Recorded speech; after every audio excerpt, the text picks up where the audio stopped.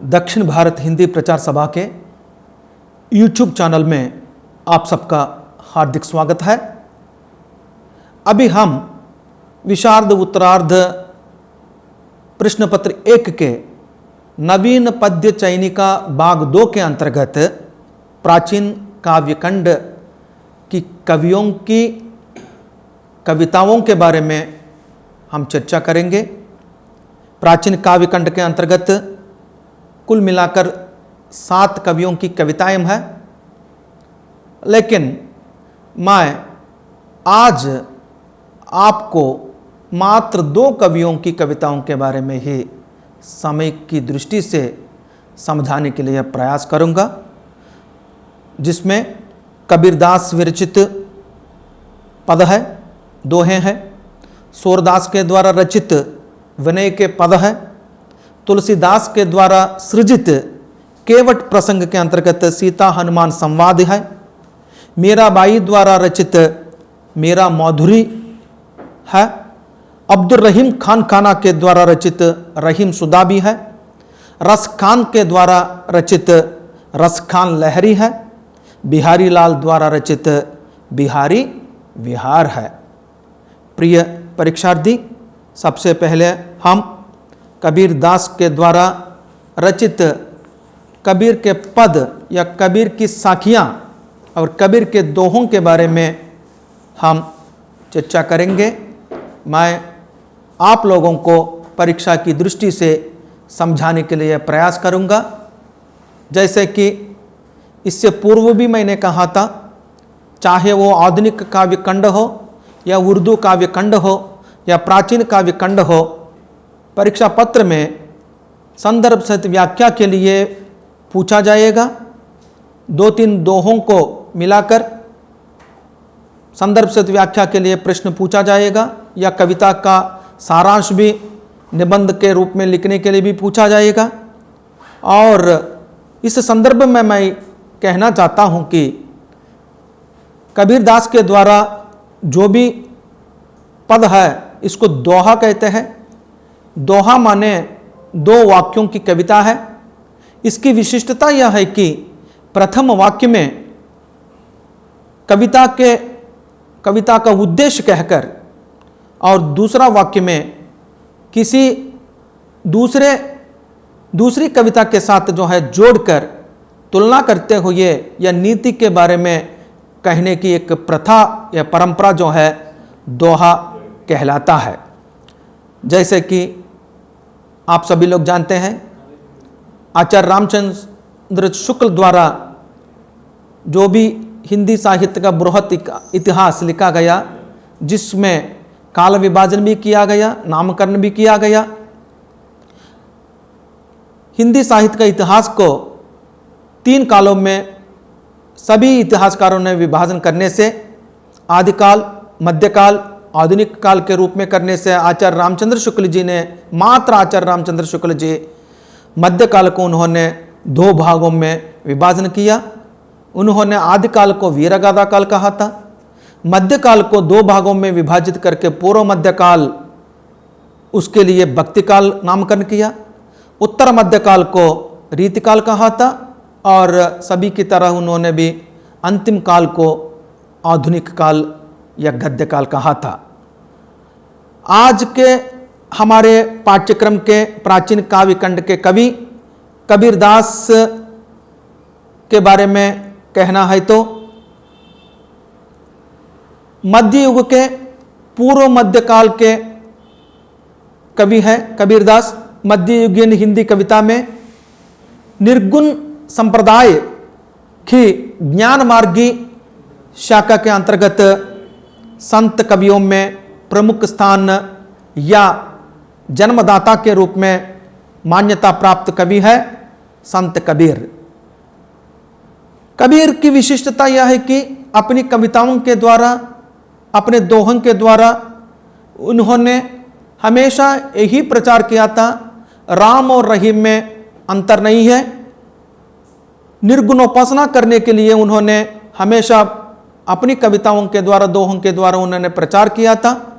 अंधविश्वासों को खंडन करने के लिए भी उन्होंने संदेश दिया था अपनी वाणी के द्वारा। इसलिए कहा जाता है कि Kabir is the dictator of voice.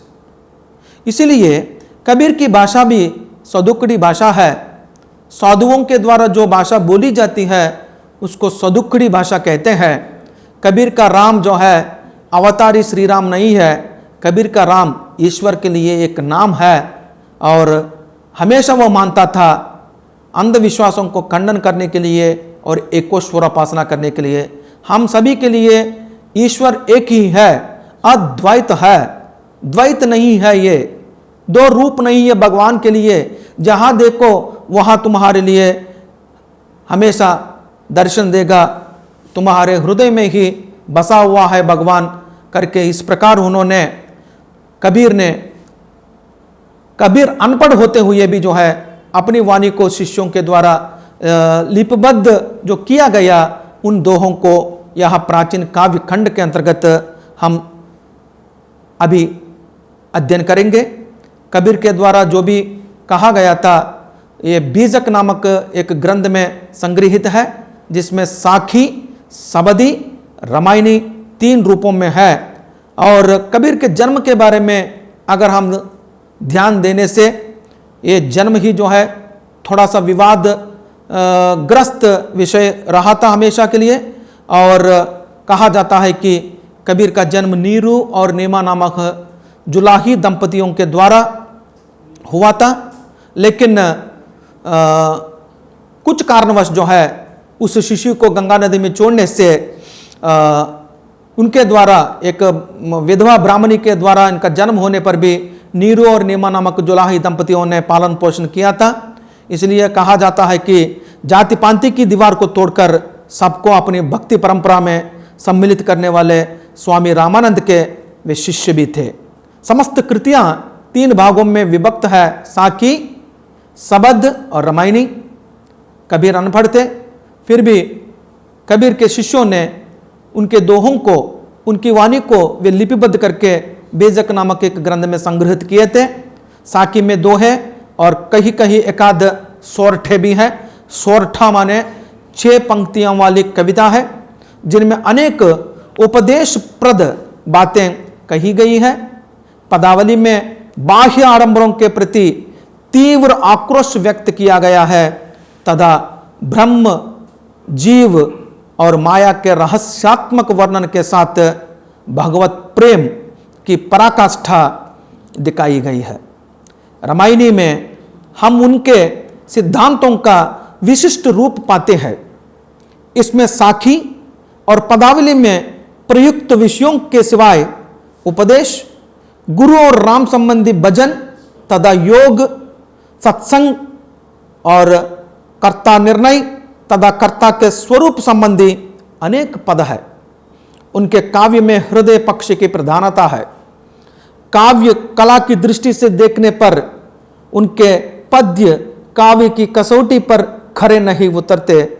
यहाँ तक कि अनेक दोहे पिंगल के नियमों के प्रतिकूल है। पदों का भी यही हाल है, पर भाव, प्रेम और भक्ति की दृष्टि से उनकी कृतियां अनुपम है। हिंदी साहित्य में व्यंग्यात्मक शैली के सर्वप्रथम आविष्कर्ता के रूप में भी मान्यता प्राप्त हुई है। उनकी रचनाओं में बीजक मुख्य है और कबीर मात्र कवि भी नहीं है, समाज सुधारक के रूप में भी समाज में जो अंधविश्वासों को तोड़ने के लिए अपनी कविताओं के द्वारा, अपनी वाणी के द्वारा जो प्रचार किया था, उस कारणवश जो है कबीर को समाज सुधारक के रूप में भी जो है माना जाता है।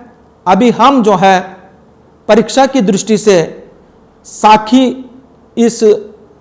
इन पदों को, इन दोहों को हम यहां अध्ययन करेंगे। सीलवंत सबते बड़ा सर्वरतन की खानी, 3 लोक की संपदा रही सील में आनी। यहां आधुनिक काव्यखंड या उर्दू काव्यखंड या प्राचीन काव्यखंड किसी से भी जो है संदर्भ से व्याख्या के लिए पूछा जाए तो तभी सबसे पहले आप कवि परिचय और उसके बाद संदर्भ, उसके बाद व्याख्या और अंतिम विशेषताएं जो है लिखना आवश्यक है परीक्षा की दृष्टि से। सबसे पहले यहां हम जो है कठिन शब्द के लिए अर्थ देखने से शब्दार्थ के अंतर्गत साखी माने यहां कबीरदास आदि संत कवियों के ज्ञान वैराग्य विषयक दोहे आदि को हम साखी कहते हैं। और शीलवंत सबते बड़ा, शीलवंत माने शीलवान, सुशील, यहां तेलुगु भाषा में भी जो है इसके लिए यही शब्द उपयोग किया जाता है। जिनके पास कैरेक्टर है, अंग्रेजी भाषा के अनुसार कैरेक्टर को हिंदी में या तो तत्सम के रूप में तमिल भाषा को छोड़कर अन्य दक्षिण भारतीय भाषाओं में शील का अर्थ कैरेक्टर माना जाता है।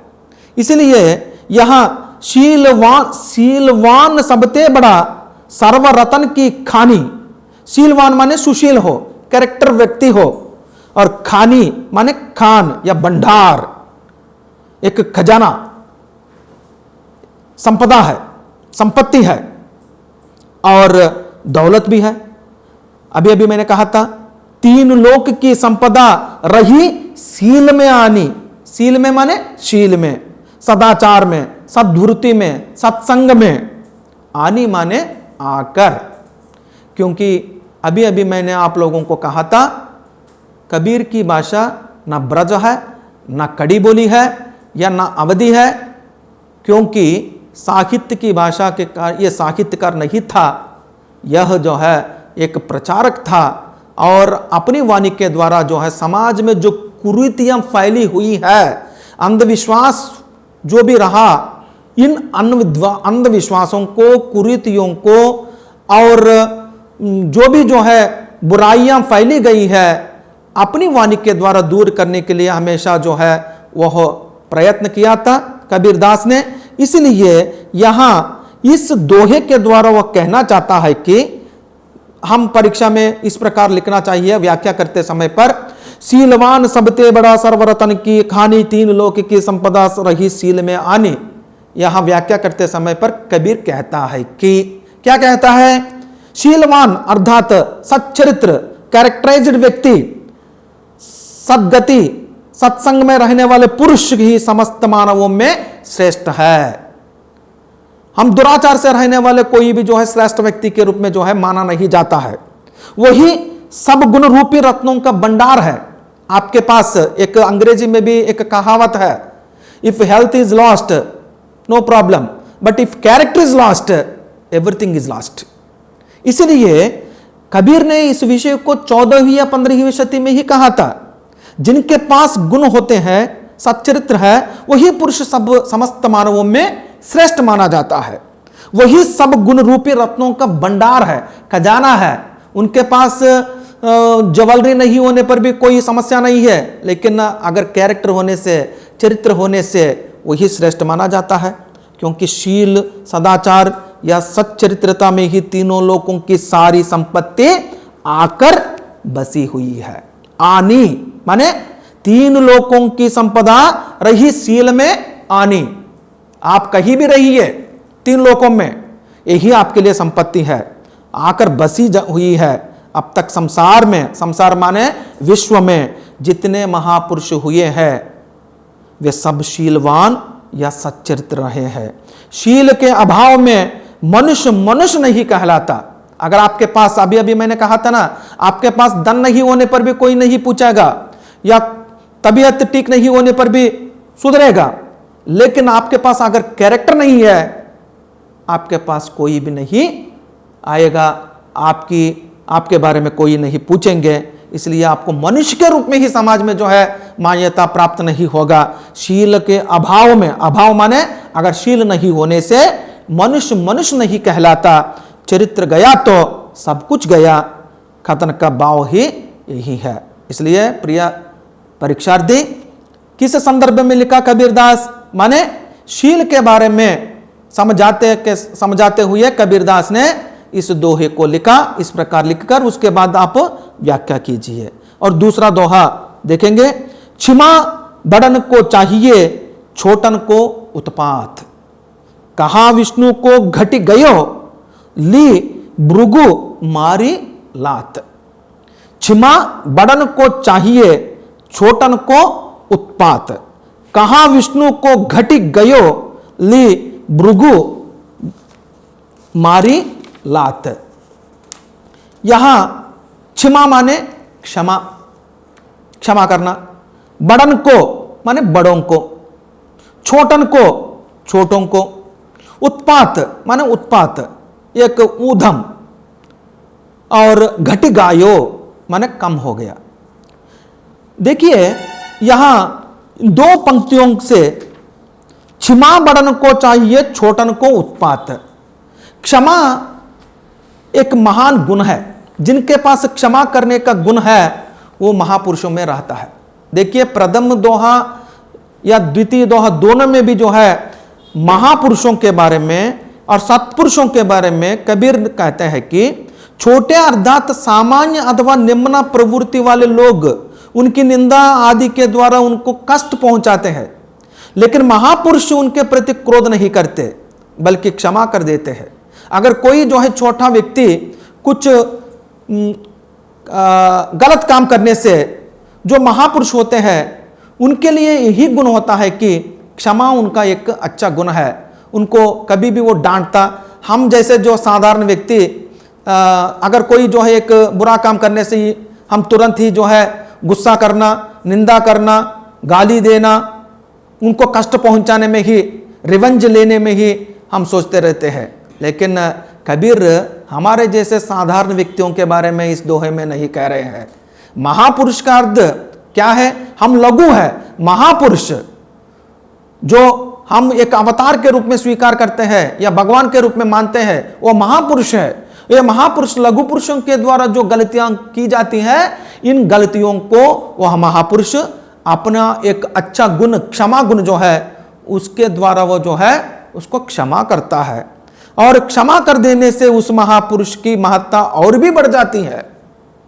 एक उक्ति है, अगर सभी दानों में विद्यादान ही एक महादान माना जाता है, उसी प्रकार जो है किसी भी गलती को अगर क्षमा करने से उस पुरुष की महत्ता और भी बढ़ जाती है। इस बात के समर्थन में कवि कबीर दास भगवान विष्णु और महर्षि भृगु का दृष्टांत यहां हमारे लिए बता रहे हैं। जब महर्षि भृगु ने भगवान विष्णु के वक्ष पर लात मारी तो भगवान ने महर्षि के उस अपराध को क्षमा कर दिया, भृगु महर्षि का, जिससे विष्णु की महत्ता त्रिमूर्तियों में और भी बढ़ गई, वे श्रेष्ठ माने गए। एक बार ऋषि मुनियों की सभा में चर्चा छिड़ी कि त्रिमूर्तियों में कौन श्रेष्ठ है, ब्रह्मा विष्णु महेश्वर, इन तीन मूर्तियों में कौन श्रेष्ठ है। ऋषि मुनियों ने निर्णय का भार महर्षि भृगु को सौंपा। भृगु पहले सत्यलोक में गए। जब वहां ब्रह्मा अपनी पत्नी सरस्वती के साथ एकांत में थे, उस समय भृगु को वहां देखकर क्रुद्ध हुए, गुस्सा किया और शाप देने तैयार हुए।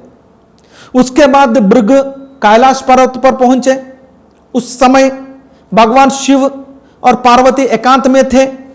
असमय में भृगु को वहां देखकर भगवान शिव भी क्रोधित होकर उन पर त्रिशूल का प्रयोग करने को वे उद्यत हुए।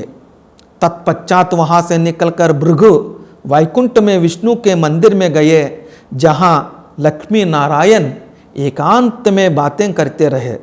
महर्षि का स्वागत सम्मान नहीं हुआ। महर्षि गुस्से में आ गए और भगवान विष्णु के वक्ष पर लात मारी। भृगु के इस कार्य से विष्णु क्रोधित नहीं हुए, उल्टे उनके पांव पकड़कर अपने असावधानी के लिए क्षमा मांगने लगे। इस प्रकार अपने शांत और क्षमा गुण के कारण भगवान विष्णु त्रिमूर्तियों में श्रेष्ठ माने गए। इसलिए प्रिय परीक्षा दी, कहने का उद्देश्य यहाँ यह है कि क्षमा एक महान गुण है। हर एक व्यक्ति के पास यह गुण होने की संभावना नहीं है। मात्र ऐसा गुण जो है, जो महापुरुष कहलाता है, ऐसे महापुरुषों के पास ही यह क्षमा गुण होता है। इसका अच्छा उदाहरण कबीर ने पुराणों से विष्णु और भृगु महर्षि का यह उदाहरण के द्वारा, इस उदाहरण के द्वारा समझाने के लिए प्रयास किया था। आगे जाकर हम और एक पद को, दोहा को हम जो है चर्चा करेंगे परीक्षा की दृष्टि से। रूखा सूखा खाई के ठंडा पानी पीव, देखी बिरानी चुबड़ी मत ललचावे जीव।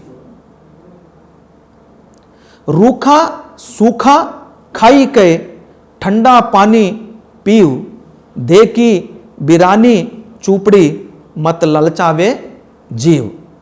पीव माने पीवो, देखी देखकर, बिरानी माने पराई दूसरों की, चुपड़ी घी लगी हुई रोटी है। मत ललचाए जीव, अपना मन उस ओर ना जाने दो, मन में लालच पैदा होने ना दो। इसका अर्थ यह है कि साधारण व्यक्तियों के पास इंद्रियों पर पकड़ नहीं होता है। इंद्रिय माने जो सेंसस है, हम किसी एक अच्छी चीज को देखेंगे, इमीडिएटली तुरंत ही क्या करेंगे, उसको खाना है, इसको खाना है, या ये देखना है, वह देखना है। इस प्रकार हम जो है एक लालच में पड़े जाते हैं। कबीरदास का कहना है कि संतों का एक बड़ा गुण है तृप्ति। उन्हें जो चीज अनायास सहज और सहज सिद्ध जो है मिल जाती है, उसी में तृप्ति रखते हैं। पराई धन संपत्ति की चाह वे मन में नहीं करते। लेकिन साधारण साधकों की मनस्थिति ऐसी नहीं होती। इसीलिए कबीरदास समझाते हैं, अपनी जो रूखी सोखी रोटी है उसी को खाकर, ठंडा पानी पीकर तृप्त हो जाना। घी से बनी हुई पराई रोटी की लालच ना करना, क्योंकि जो घर में हमारे जो मिलता है, अगर वह रोटी जो है रूखी हो या सूखी हो, और उसी को खाकर ही पानी पीने से जो है तृप्त हो जाना, उसी से हम दूसरों की रोटी को क्यों जो है उस लालच में जाकर कष्टों को झेलना है। इसलिए कबीर इंद्रियों पर पकड़ के लिए इस दोहे के द्वारा उन्होंने समझाया। और आगे जाकर कबीर और एक साखी में और एक दोहे के द्वारा यह कहना चाहता है कि दोष पराये धे की कहे, चले हसंत हसंत, आपन याद ना आवई, जिनका आदि ना अंत। यहां हसंत हसंत माने हंसते हंसते, आपन माने अपना। मनुष्य का सहज स्वभाव यह है कि हमेशा वह अपनी गलतियों को नहीं देखता है और दूसरों के दोषों को देखकर हंसता रहता है। लेकिन ऐसा हंसने वाले अपने दोषों की ओर बिल्कुल ध्यान नहीं देते हैं। कबीरदास इस प्रकार के लोगों का उपहास करते हैं। तुम पराये लोगों के अवगुणों को देखकर हंसते हंसते चलते हो और उनका उपहास करते हो, लेकिन तुम जरा अपनी ओर देख लो, ना जाने कितनी बुराइयां तुम में है। एक उंगली हम जो है इस प्रकार दिखाने से, यहां 5 उंगलियां हैं, एक उंगली इस प्रकार दूसरों की ओर दिखाने से 4 उंगलियां जो है हमारी ओर है। लेकिन हम जो है साधारण व्यक्ति होने के कारण, साधारण मनुष्य होने के कारण अपनी गलतियों को नहीं पहचानते हैं और दूसरों की गलतियों को हम जो है दिखाने के लिए प्रयास करते हैं। इसलिए अगर तुम अपने दोषों की गिनती करने लगोगे तो तुम्हें ना उनका आदि मिलेगा और ना अंत। हमेशा हम जो है उसी प्रकार उस उद्देश्य से ही दूसरों को हम जो क्रिटिसाइज करना है, दूसरों की गलतियों को ही दिखाना है, ना आदि है ना अंत है। इसलिए ऐसा कार्यक्रम कभी भी नहीं करना है। हम हमेशा दूसरों को निंदा करने से पहले हमारी गलतियों को हम जो है संवारते हुए उसको निवृत्त करने के लिए सोच विचार करना है। इस प्रकार कबीरदास अपने बीजक ग्रंथ में साखी सबदी रामायणी के द्वारा विशेषकर विशारद उत्तरार्ध प्रश्न पत्र 1 नवीन पद्य चयनिका भाग 2 में प्राचीन काव्य खंड में सबसे प्रथम कवि कबीरदास इन दोहों के द्वारा इस प्रकार अंधविश्वासों को दूर करने के लिए और एकोपासना करने के लिए, और भगवान कहीं भी नहीं है, जहाँ देखो वहाँ मिलेगा, इस प्रकार के भावों के द्वारा उन्होंने इन अपनी वाणी जो है समाज के पास उन्होंने रखी। अपने शिष्य जो है कबीरदास के शिष्य कबीर की वाणी को वे लिपिबद्ध किए थे, बीजक नामक काव्य संग्रह में संग्रहित किए थे। साखी सबदी रामायणी को अभी परीक्षा के लिए आपको साखियाँ है।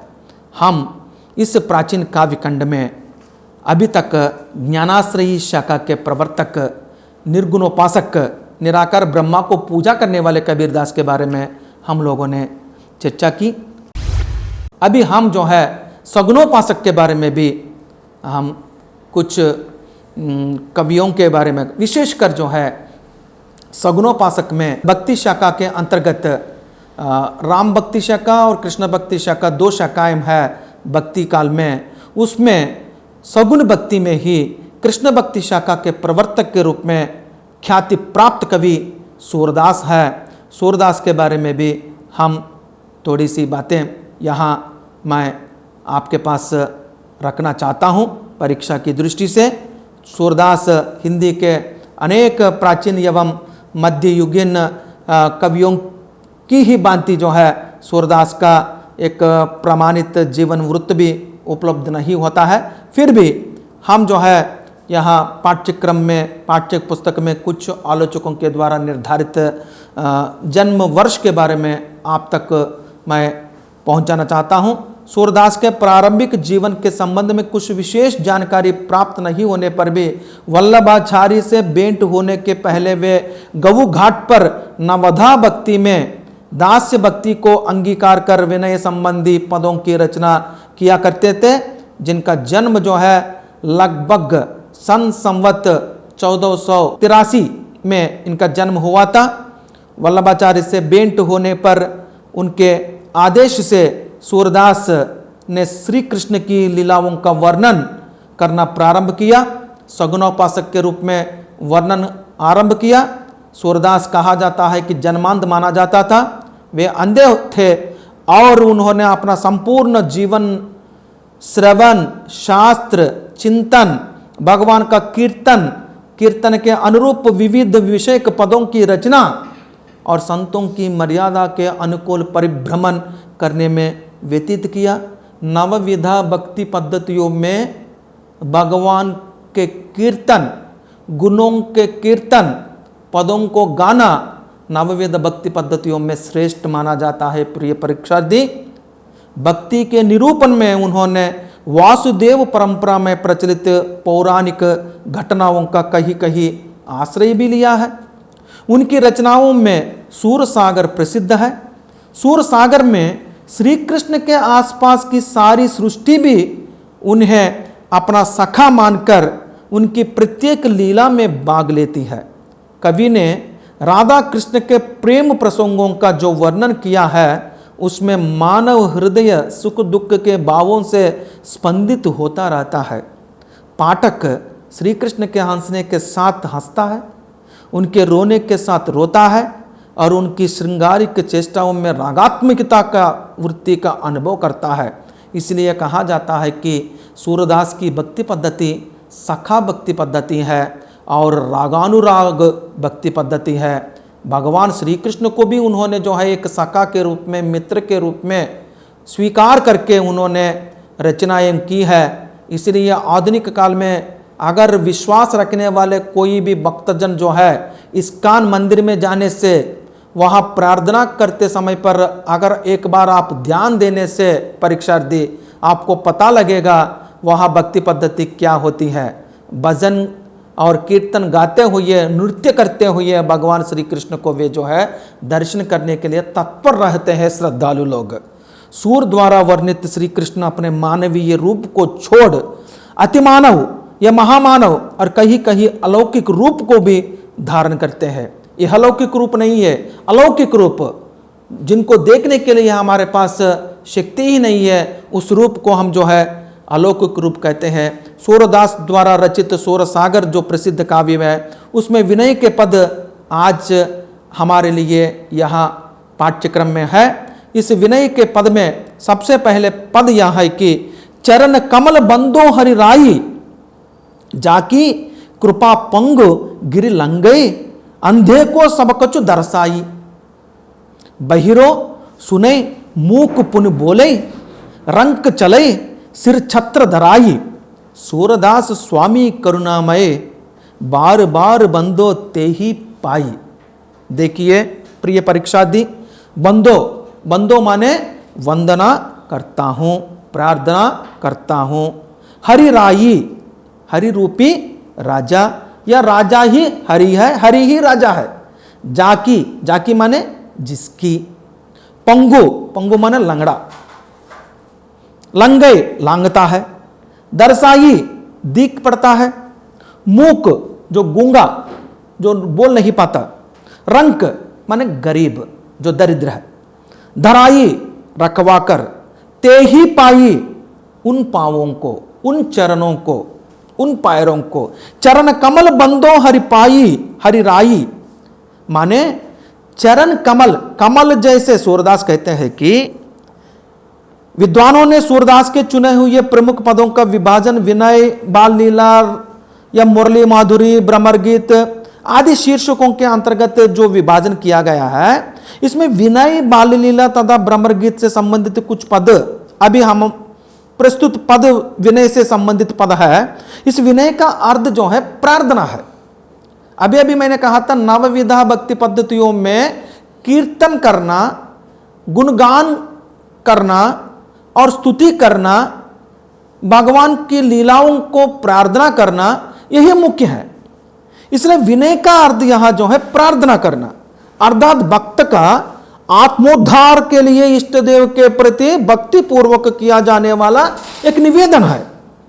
इसमें भक्त अपने को सांसारिक क्लेशों से पीड़ित, अनेक अवगुणों से युक्त और ईश्वर को सर्वशक्तिमान, करुणामय और समदर्शी प्रभु मानता है और उद्धार की याचना भी करता है। मैं शरणागति में हूं, शरण लेकर तुम्हारे चरणों पर हूं। हे प्रभु शरण करो, मेरा उद्धार करो। मैं सूरदास प्रभु हरि के चरण कमलों की वंदना करता हूं। सूरदास कहते हैं कि मैं सूरदास प्रभु हरि, हरि माने श्री कृष्ण के चरण कमल माने कमल जैसे चरणों की वंदना करता हूं। यहां प्रतीक देखिए, ये चरण या पैर कैसे है? कमलों की तरह है।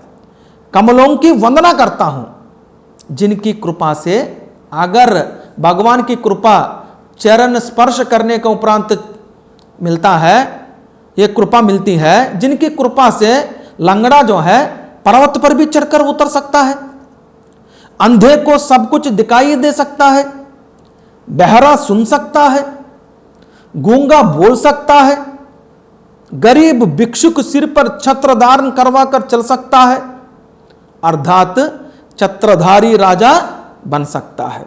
ऐसे उन चरणों को प्रणाम मैं बार बार करता हूं।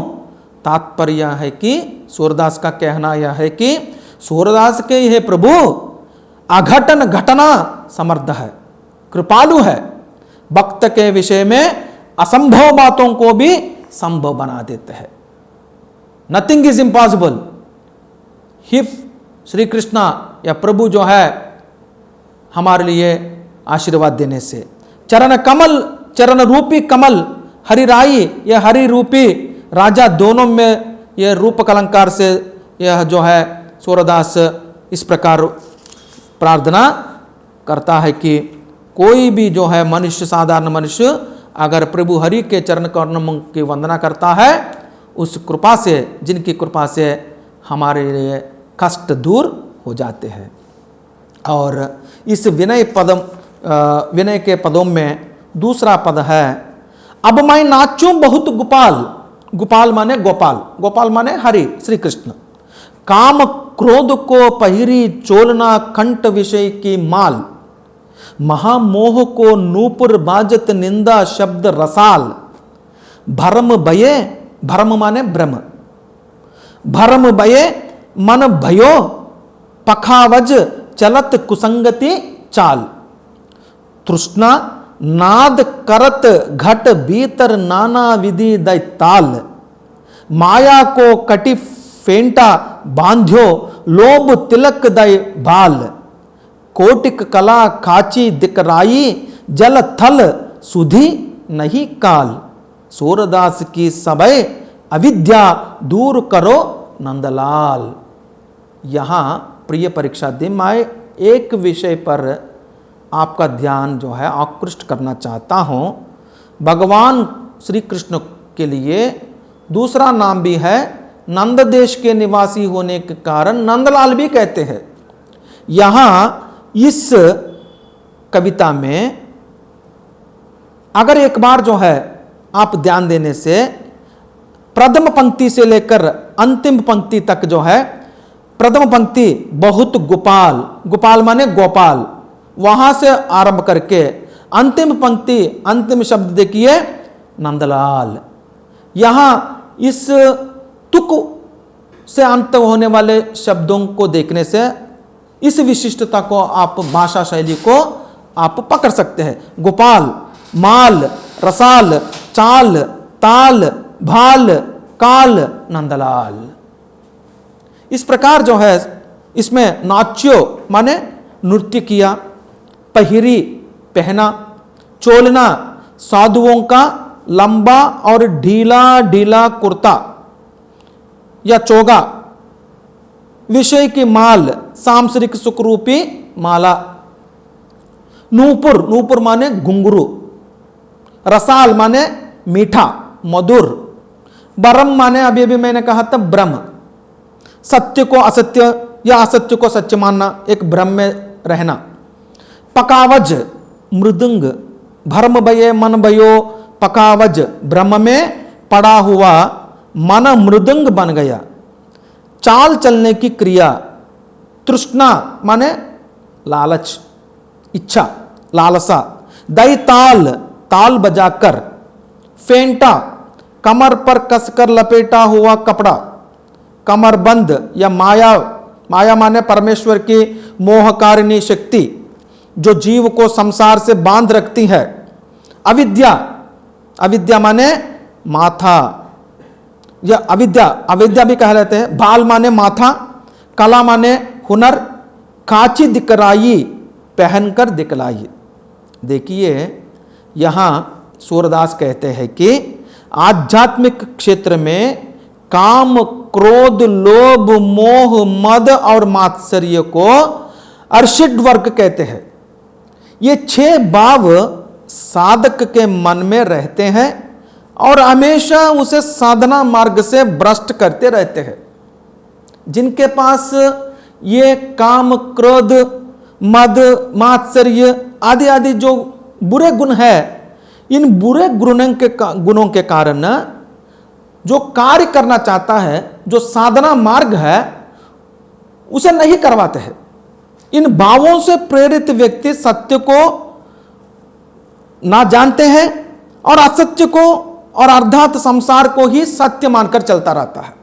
यह शरीर नश्वर है, आत्मा शाश्वत है, लेकिन हम जो ब्रह्म में जीने के कारण शरीर को ही शाश्वत मानकर अलंकरण पर और लालच में जाकर जो है इस शरीर पर ही ध्यान देते रहते हैं। इसलिए हम हमेशा जो है अलंकरण पर ही बैठे रहते हैं। इन भावों से प्रेरित व्यक्ति सत्य को ना जानते हुए असत्य को, असत्य संसार को सत्य मानकर बैठता है, विषय सुखों में आसक्त होता है। जैसा कोई नट तरह तरह की वेशभूषा पहनकर पैंतरे बदलते हुए नाचता है, उसी प्रकार जीव भी माया या अविद्या, अज्ञान के वशीभूत होकर जन्म मरण रूपी चक्र में चलते हुए एक एक जन्म में एक एक शरीर धारण कर अंत में मनुष्य जन्म प्राप्त करता है। इस जन्म में आकर वह समझ गया कि अब तक मैं अर्षड वर्ग के वशीभूत होकर माया जैसा नचाती रही वैसा नाचता रहा, अब मैं नाचूंगा नहीं। भगवान की कृपा से माया या अज्ञान या अविद्या को दूर करके मोक्ष की साधना में लग जाऊंगा। इन्हीं बातों को सूरदास जी सांग रूपक अलंकार के माध्यम से उपर्युक्त पद में, माने उपर्युक्त पद माने अब मैं नाचू बहुत गोपाल, काम क्रोध को पहिरी चोलना, कंठ विषय के माल, महामोह को नूह पर बाजत निंदा शब्द रसाल। इन पंक्तियों के द्वारा सूरदास कहते हैं कि मानव कभी भी जो है माया रूपी इस संसार में काम, क्रोध, लोभ, मोह, मद, मात्सर्य जैसे बुराइयों से दूर रहना है, क्योंकि ये साधना के लिए बाधक है। हे गोपाल, सृष्टि के आरंभ से लेकर अब तक मैं एक नट की तरह नाचता रहा, अब मैं नहीं नाचूंगा। अब मैं नाचो बहुत गोपाल, किंतु आगे मैं नाचूंगा नहीं। नट के रूप में मैंने काम और क्रोध रूपी चोला पहना, गले में विषय सुखों की माला डाल ली, पैरों में महामोह रूपी घुंघरू बांध लिए, परनिंदा रूपी मधुर गीत गाता रहा, संसार को सत्य मानकर भ्रमित मन रूपी मृदंग बजता रहा, दुर्जन संग रूपी चाल चलता रहा, शरीर के अंदर तृष्णा नानाविध ताल देती रही, माया रूपी वस्त्र को कमर में लपेट कर बांध लिया, माथे पर लोभ गुण को ही तिलक के रूप में धारण किया और नाचता रहा। पानी में और भूमि पर ना जाने कब से नाचता रहा, काल का स्मरण ही ना रहा। यह सब मैं अविद्या या अज्ञान के कारण करता रहा। हे नंदपुत्र, हे नंदलाल, मेरी यही सारी अविद्या दूर करो, अज्ञान दूर करो, मुझे एक सही मार्ग पर साधना के लिए एक अच्छा मार्ग मुझे दिखाओ। साधना क्षेत्र में कहा जाता है कि जीवों की संख्या 84 लाख है। हर एक जीव को इन सभी जन्मों से होकर गुजरना ही पड़ता है। मनुष्य जन्म अंतिम है, पुनर्जन्म होता या नहीं होता है किसी को भी पता नहीं है। अतः इस जन्म में ही भक्ति, ज्ञान आदि के द्वारा जन्म राहित्य कर लेना चाहिए। इसलिए अन्यथा फिर से अनेक जन्म ग्रहण करने पड़ेंगे, मुझे वो नहीं चाहिए। हे प्रभु, ये नंदलाल, मुझे जो है इस प्रकार मुझे मोक्ष प्रदान करो। इसी प्रकार जो है सूरदास विनय के पदों में वह भगवान श्री कृष्ण की महिमाओं को, लीलाओं को समझाने के लिए प्रयास किया था। आप अन्य कविताओं की तरह भी जो है सूरदास के विनय पदों को भी संदर्भ सहित व्याख्या के लिए इस प्रकार व्याख्या करेंगे, ऐसा मैं समझता हूँ। और इस आभासी पटल के द्वारा मैं आप लोगों को विशारद उत्तरार्ध प्रश्न पत्र 1 के तहत नवीन पद्य चयनिका भाग 2 में प्राचीन काव्य खंड के अंतर्गत कबीरदास के दोहे और सूरदास द्वारा विरचित विनय के कुछ पदों को मैं समझाने के लिए प्रयास किया था। आपको कुछ मार्गदर्शन प्राप्त हुआ होगा, मैं ऐसा समझता हूँ। अगर कुछ भी मार्गदर्शन आपके लिए उपयोगी सिद्ध है, आपके लिए मैं बहुत बहुत आपके उज्जवल भविष्य के लिए कामना करते हुए मैं अपनी वाणी को मैं विराम देता हूँ। प्रिय दोस्तों, आशा करती हूँ कि यह वीडियो आपको उपयोगी सिद्ध हुआ है। हिंदी का प्रचार एवं प्रसार करने में सभा की सहायता करना और उसके कार्यकलापों के बारे में आपको अवगत कराना ही इस चैनल का मुख्य लक्ष्य है। अतः आपसे विनय पूर्वक यह निवेदन करती हूँ कि इस चैनल को सब्सक्राइब करते हुए इसकी यात्रा में हमें सपोर्ट प्रदान कीजिए। साथ ही इसमें आने वाले सारे वीडियोस को देखिए और लाइक व शेयर कीजिए। तो दोस्तों, इसमें आने वाले नए वीडियोस की प्रतीक्षा कीजिए।